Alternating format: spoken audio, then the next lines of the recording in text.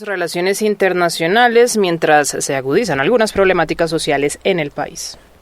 Pues Eliana, hace tan solo unos días anunciamos que después de 2 décadas Siria retornaba a sus relaciones con China.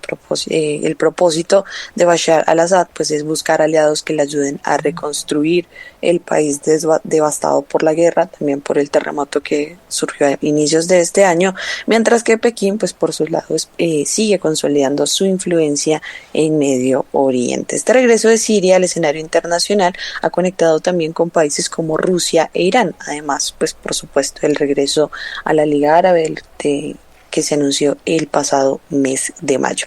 Con este encuentro, pues los dos países anunciaron una asociación estratégica en la que el presidente chino Xi Jinping prometió ayudar al gobierno sirio para reconstruir el país tanto a nivel económico como a nivel industrial. En este sentido, pues Xi Jinping también ha instado a todos los países a levantar las sanciones unilaterales ilegales contra Siria. Varias naciones como Estados Unidos y la Unión Europea están a la cabeza o han estado a la cabeza de dichas sanciones impuestas contra Damasco. Dentro de Siria, y hablando puntualmente de esos conflictos y de todas esas situaciones internas, se agudizan el problema, por ejemplo, en las cárceles, donde han comenzado a desconocerse el paradero de algunos detenidos. Esto pues obligando a las familias a pagar grandes sumas de dinero a intermediarios, funcionarios gubernamentales y de seguridad para obtener cualquier tipo de información sobre sus seres queridos. Todo esto lamentablemente y con frecuencia sin ningún resultado. Saludamos al profesor Jorge Araneda, él es doctor en Relaciones Internacionales en Medio Oriente de la Universidad de Ankara. También es director ejecutivo de El Intérprete Digital. Profesor Araneda, buenos días, gracias por acompañarnos esta mañana. Muy buenos días y muchas gracias por la invitación. Profesor, ¿por qué Siria había estado como tan escondido o alejado de la geopolítica prácticamente desde que llegó Bashar al-Assad al poder? Particularmente lo que es importante destacar es que Siria en particular había sido cooptado por Rusia y particularmente por Irán en torno a sus relaciones geopolíticas. La mayoría de los acuerdos que Siria estaba teniendo desde hace casi más de una década tenían que ser visados, tenían que ser aprobados tanto por Rusia o por Irán particularmente, que eran sus garantes de seguridad. Y por lo tanto, la mayoría de las relaciones en la última década que había tratado de implementar Siria en particular, tenían que lógicamente siempre ser negociadas con Rusia. Hoy en día, dado los cambios que estamos viendo en torno a las relaciones de Siria y Rusia, el debilitamiento de las relaciones con Irán, y sobre todo la pérdida de los servicios de seguridad de esta enorme empresa llamada Wagner, lógicamente ha forzado al gobierno o al régimen de Bashar al-Assad a tener que acercarse a otros garantes de seguridad, y es por eso que está muy interesado en tener excelentes relaciones con China actualmente. Profesor, buenos días. Justamente quería preguntarle por eso. China ha asegurado que va a apoyar a Siria en la reconstrucción del país, pero también en todo el tema tecnológico e industrial. ¿Qué pasa con las empresas chinas? ¿Hay un temor, todo esto teniendo en cuenta que corren el riesgo de ser sancionados por Estados Unidos? Particularmente, al igual que las promesas que la normalización de las relaciones internacionales que Siria está llevando a cabo con el Golfo, es muy difícil en particular que haya una inversión directa para tanto el apoyo, la construcción o la reconstrucción de industrias o servicios industriales dentro de Siria.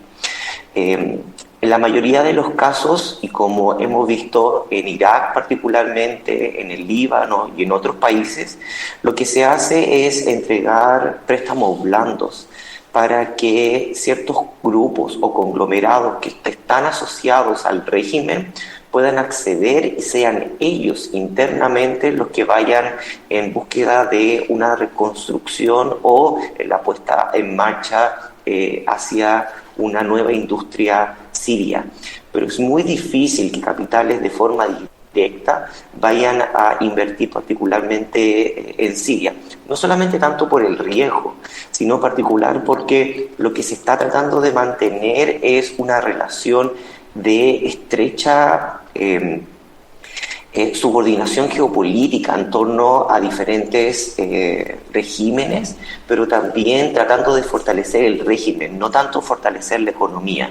Y es por eso de que tenemos que comprender el acercamiento entre China y Siria en torno a conseguir un nuevo garante de seguridad, un nuevo garante del régimen interno de Siria, y particularmente cómo a través de este apoyo se podrá lograr tener una mayor tecnología, pero también fortalecer los aparatos de seguridad interna, dadas las protestas en el sur y el este de Siria, como conversamos hace un par de semanas atrás. Y en contraposición, justamente, profesor, ¿cuál sería la contribución de Siria para China? Es decir, China busca consolidarse en Medio Oriente, pero también se habla, por ejemplo, del posicionamiento del yuan. ¿Sería realmente posible esto, digamos, con el apoyo de Siria?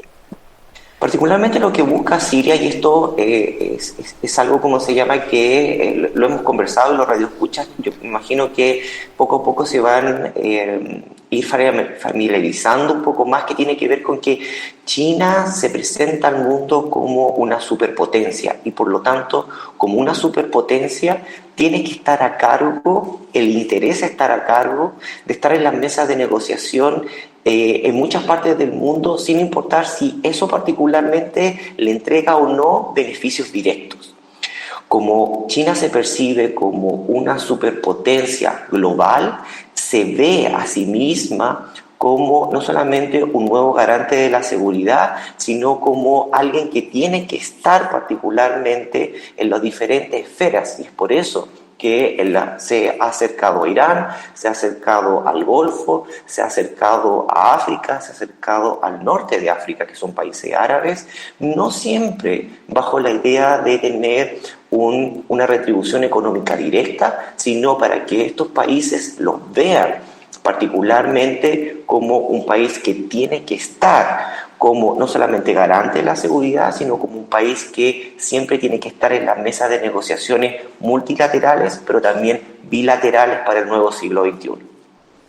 Profesor, hace unos minutos, pues esto en cuanto al escenario internacional, hace unos minutos yo mencionaba una problemática que tiene el país. Ya habíamos, como usted lo decía, hablado acerca de las protestas en contra de Bashar al-Assad, pero hay un nuevo fenómeno y es este tema de las cárceles, donde como así que se desconoce el paradero de los detenidos. ¿Qué está pasando ahí?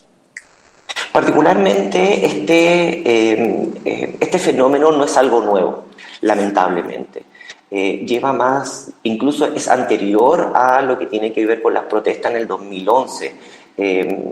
Existen diferentes reportes, tanto nacionales como extranjeros, comisiones de las Naciones Unidas, comisiones, por ejemplo, de asociaciones como Syria Untold, y por último una pequeña investigación de la BBC de Londres este año. Todas estas investigaciones lo que centran, primero son varias cosas. Primero se centran en la dimensión económica de las detenciones masivas, y por otra parte la desaparición forzada en Siria. Y lo que demuestran es la existencia de un mercado en torno a los arrestos, cosa que ya venía del régimen de Bashar al-Assad, incluso antes de las protestas, en donde en este mercado se ponen o se ofrecen a la venta las notificaciones de las condiciones de los presos, los procedimientos y las sentencias judiciales. Y lógicamente, dado que los aparatos de seguridad, el mujabarat sirio, particularmente pone en una red forzada económicamente a los compradores en torno a las familias que están desesperadas por encontrar a sus hijos, hijas, nietos, etcétera, etcétera, en donde lógicamente personas que trabajan de forma directa o indirecta para los servicios de seguridad se presentan como vendedores o intermediarios o abogados que ofrecen información y acceso en torno al sistema penitenciario sirio por una bonificación. Y algunos de los radioescuchas se preguntarán por qué existe este mercado. Primero, porque los servicios de inteligencia están bajo una presión económica dado los bajos sueldos. Y por lo tanto, para ganar una lealtad o para mantener la lealtad de los servicios de seguridad interna, el régimen habilita una red de sobornos que para mantener casi un segundo sueldo, en donde los servicios de seguridad nacional están reteniendo información sobre la población, ya sea que esta sea, de hecho, incluso la población que ya está fallecida, o sea, incluso hay que negociar o encontrar sobornos para saber el paradero del cuerpo o incluso el certificado de defunción o si todavía están arrestadas. Para poner un poco en contexto, el valor promedio de los pagos casi se inicia con los $5.000 y de ahí va subiendo. Y en los últimos, años, se piensa que en la última década casi las familias sirias en total han gastado más de $900 millones, lógicamente para encontrar información en donde solamente una pequeña parte, entre un 10 a un 30%, difícil de estimar, ha encontrado una solución favorable en torno a la información el paradero de sus familiares. Era el análisis del profesor Jorge Araneda, doctor en Relaciones Internacionales en Medio Oriente de la Universidad de Ankara y también director ejecutivo del Intérprete Digital, quien nos hablaba sobre esta situación que está ocurriendo actualmente en Siria, donde el país pretende mejorar sus relaciones internacionales, aunque se estaría agudizando cierta situación social en este país de Medio Oriente. Profesor, gracias por acompañarnos en Radional. Buen día. Como siempre, muchísimas gracias por el espacio y su interés en Medio Oriente y acercarlo a Latinoamérica.